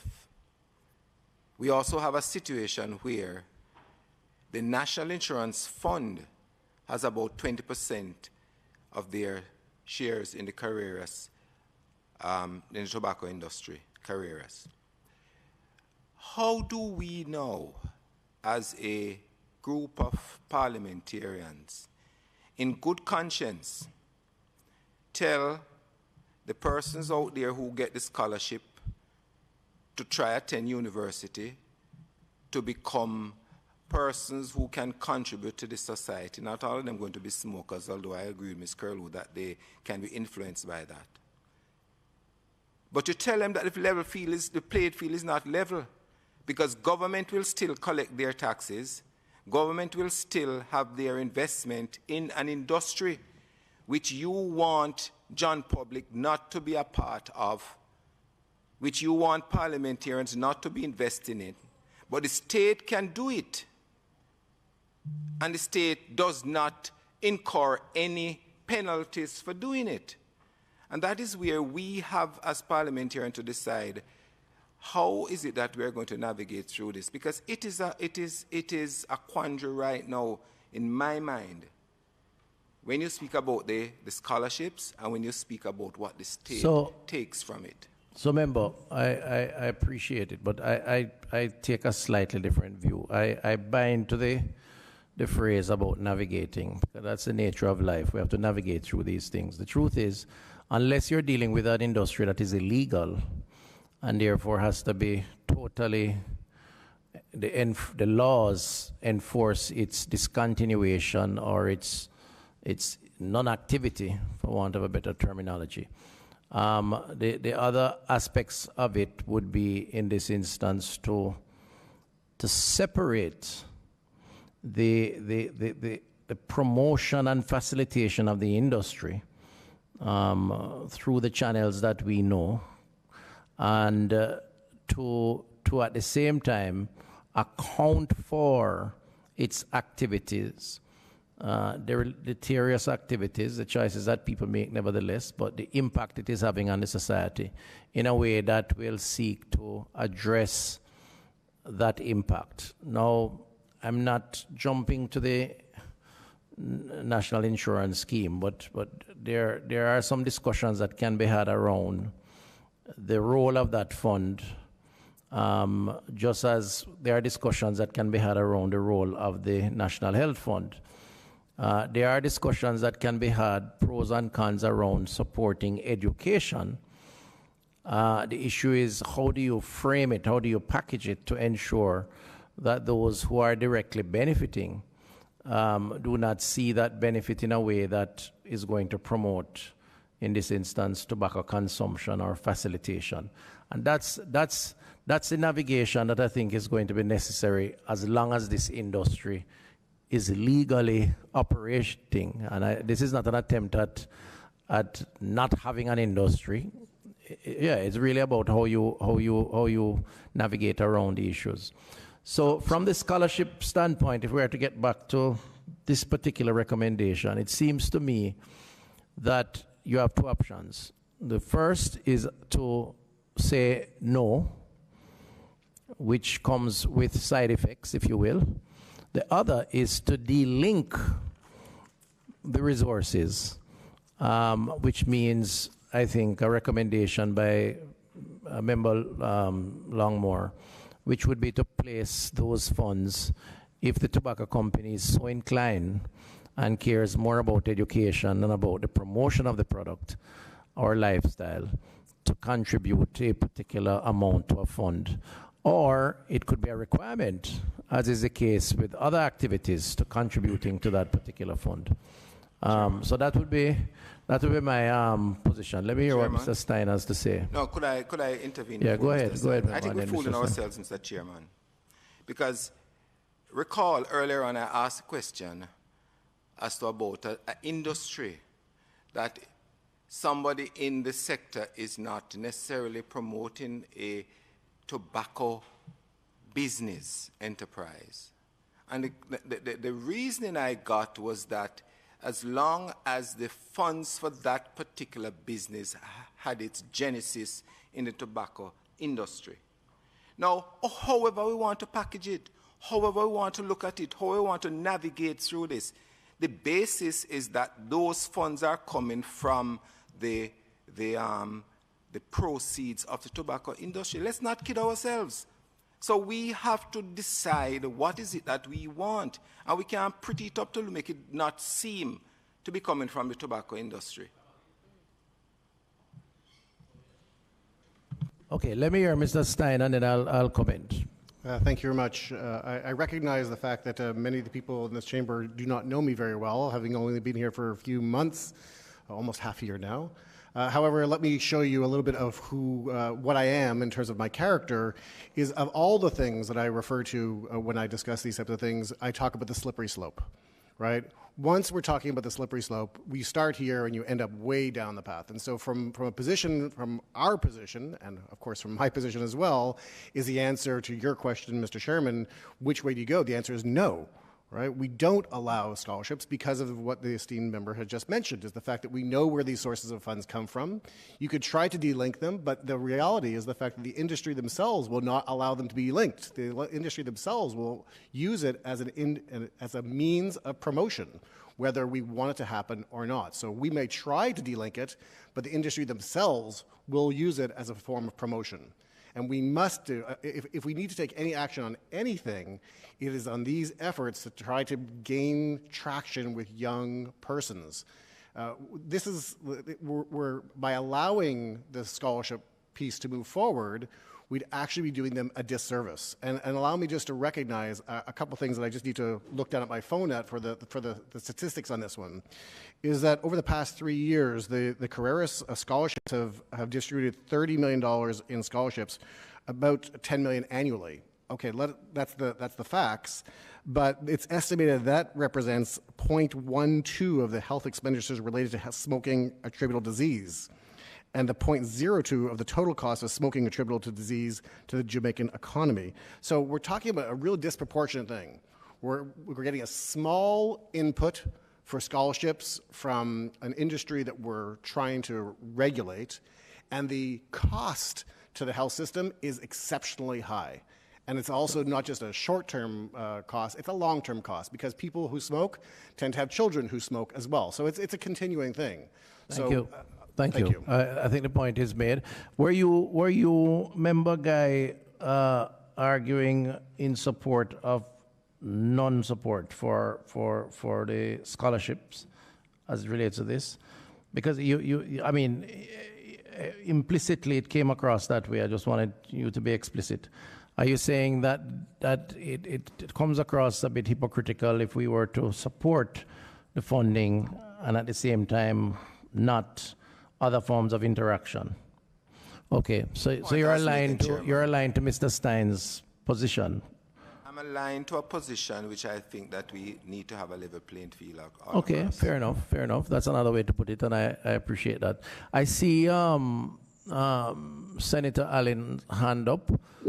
Go ahead, Senator. Thank you, Mr. Chair. It really was just to reiterate the point made by Member Guy with regard to the the fact is that as a government, the government has its interest, and we've seen from the comments raised by careers, and that we have to navigate, as you've put it, and it's now and not try to avoid the reality that we're faced. So I endorse and agree what member guys said in terms of the fact is we can't have one rule that applies for one and then another. So I look forward to seeing how that would be tightened to ensure that we don't cause an issue further. Thank you. Okay, so are we of that view? There seems to be a consensus emerging around the non-support, even though I heard the point by Member Longmore, Member Wilson. Are we saying that, what does the clause say now, Mr. Edwards? Chairman, if I may clarify. Yes. Yes. And Mr. Stein, you know, as you said, we don't know the context, and likewise, I don't think you know the context. And it is unfortunate you were not present during the very detailed discussions around this before. We have individuals, we have, as Member Wilson mentioned, we also have to strike the balance and recognize that there is great need for financial support in many aspects of Jamaican life. And I am also in the capacity here as a president of the Jamaica Psychiatric Association. So I am very aware, and we are very aware of the association with the addictive potential and the generational effect of such. But we're also aware of the impact of poverty and the impact of opportunity. And we are in a position where we have to strike a balance, because at the same time, the fact is that the industry is operating, the industry is present, and if there is a way that we can craft a benefit from that industry, I think that we need to consider it, because there is also the other side where persons might benefit from the industry that exists. And, you know, member Guy, you mentioned that we might be fooling ourselves. I think there's also the question that we might be fooling ourselves in not recognizing that we are losing out on opportunities that persons might need. So, again, if there is a way to anonymously engage the contribution where there is no associated promotion, there's no associated affiliation, it's a pool of money that is allotted for a certain purpose. It could be John Brown, it could be X, Y, and Z, whatever the case might be. There is avenue for benefit, but we know that we're very aware of said psychological association, and we're trying to also protect against that. But I cannot ignore the child whose life might change by the opportunity offered. When a project is supported through the Chase Fund, do you think the average beneficiary knows where the monies come from? I'm just asking. Where does that money come from? We don't know. The gaming industry, yeah. The alcohol industry. All right, so here's a challenge, Chair, because Clause 9.1, a person employed with a public body shall not, and it's wide from the CEO to the janitor. There's a recommendation around that. So where this particular discussion is maybe focused around 9C, where accept from the tobacco industry any direct or indirect. So the or indirect may involve those that you don't know about, because it's not explicit in nature. So I don't know, Mr. Edwards, if based on what the committee is suggesting, that we could use words that would not, treat with the indirect. I don't even want to use the term untraceable, because it still connects. Yeah. So it's to find a way to get around that whilst suggesting that there can be support without promotion of any nature. So it goes somewhere else rather than directly from that tobacco industry, which today may be in Carreras, tomorrow may mean somebody else. Chair, the thought came to me in terms of increased taxation on the industry. Just in lieu of. Well, technically, if you were to require a contribution to a chase fund, it would be tantamount to that, and that to me would be the best way if you were to go that route, to de-link the actual product from the benefit and the beneficiaries. That to me would be the thing. I have to consider context. Chair, I just wanted to ask, sorry to interrupt, and it's going back to what Ms. Curlew said, because we kind of bunch sponsorship and scholarships in promotion, which is understandable. But Ms. Curlew, has there been any study to highlight the direct, because you alluded to sponsorship and scholarships that persons will be more inclined and have sympathy towards the tobacco industry, which I understand psychologically.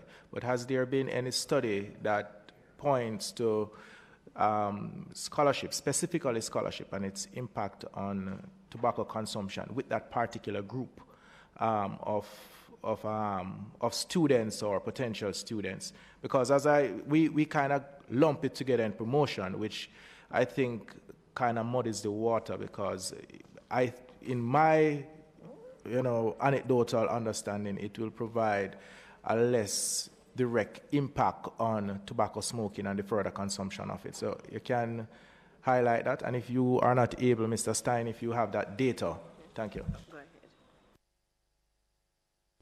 Go ahead, Ms.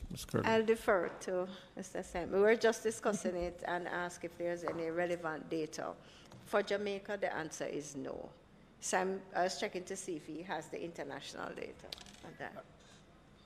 I want to, first off, the answer is no. I do not have any studies that directly attribute those things. However, what we do know is that there is evidence of what the best buys are on this. Is that it's true, the best buys. That is to say, allow me to explain, is it's true that you could look to the tobacco industry to provide scholarships. It's true. However, we know that the most effective way to address this issue of the need for scholarships is actually taxes. That's what we know is the best buy. PAHO says amongst the best buys, the best investments on how to address this is increased taxes to address the shortage that there might be for scholarships. Well, that would justify the recommendation around the fund using a sort of umbrella entity, which in this instance would be the Chase Fund, which collects its resources from what we classify parochially as syntax to support various forms of projects for development, education being one. So maybe that may be the happy medium to rephrase and to recognize the context of around influence. Alternative medium. So, Mr. Edwards, could we look at that again to see how we could rephrase to accommodate not eliminating the need to contribute, but to contribute via an entity, and where that contribution is not heralded as a promotional tool, if you will. Did you look at that for me? And then we can discuss it next week. We're up on the time. We're supposed to end at 12:30. We've only done, 2.5 clauses. Members, that's good. I'm going to propose that in another meeting or two, we're going to have to come here from 10 in the morning with a clear agenda. With a clear agenda to maybe break for lunch and go back and have a full day so we can move this forward. I really want to get to the point of the Parliament to, Yeah, well, let's get to that shortly. But Mr. Edwards, are you clear on that? Just to complete this. Yes, I am. So you'll report back to us on that. I am. So we are now between Mr. Chair? 8 and 9. Sorry. I just wanted to make sure that we sufficiently address the recommendation from the Ministry of Education. Mr. Edwards, are you certain that we'll reword that clause? The 6-month recommendation. No, well, we I would wanted to know how we would address it. No, well, that's a bigger issue because, we would need more information in terms of the type of transitional period applicable to different activities. No, but if we address the contribution in a chase in context, it probably would eliminate the need for that clause. That would be, it would make that clause redundant. So it would address the situation. You mean that aspect of the clause, Chair? Because transition is much more than just this. All right, so we're going to have to move on to the next agenda item, which is really any other business, and then date for next meeting. So just to note for the record, we are at clauses 9, and we'll pick up from 9, when we resume on this particular agenda item. All right, so we go to item 8. Any other business? No? And then date for the next meeting, proposing next Tuesday at 10. Is that possible? I mean, the holiday ends on Monday. Or you have to deal with the hangover. Oops. Are we okay for next Tuesday? That date is what? The 19th. Difficult for you? Difficult for you? Okay. Works for me, Minister, and I'll be there in person. Oh, great. You'll leave the second city to get over. Yes. It's difficult for a couple of members. What about you, member guy?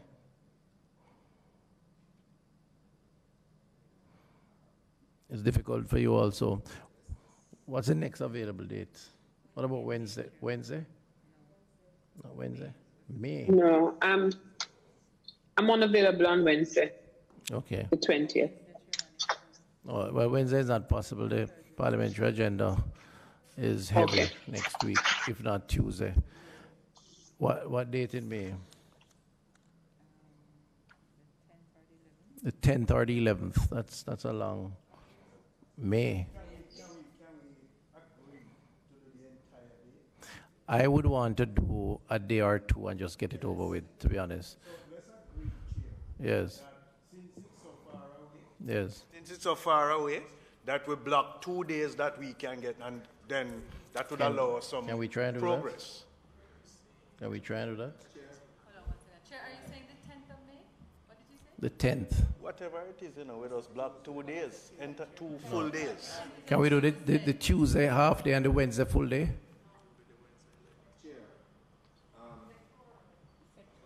Huh? Tuesdays, Wednesdays. Oh, they're Tuesday, Wednesday. Chair. Sorry, good morning. It would just, or good afternoon, rather, Shanae Cunningham. I was just reminding us that the parliamentary agenda would be Tuesday and Wednesday for most weeks going forward. So a full day possibly be limited to the Thursday. And Chair, my challenge is the first and third Thursdays, but I'm good for second and fourths. And You're if good there's for a what? fifth, second and fourth, and if there's a fifth Thursday in the month. But first and thirds are out for me.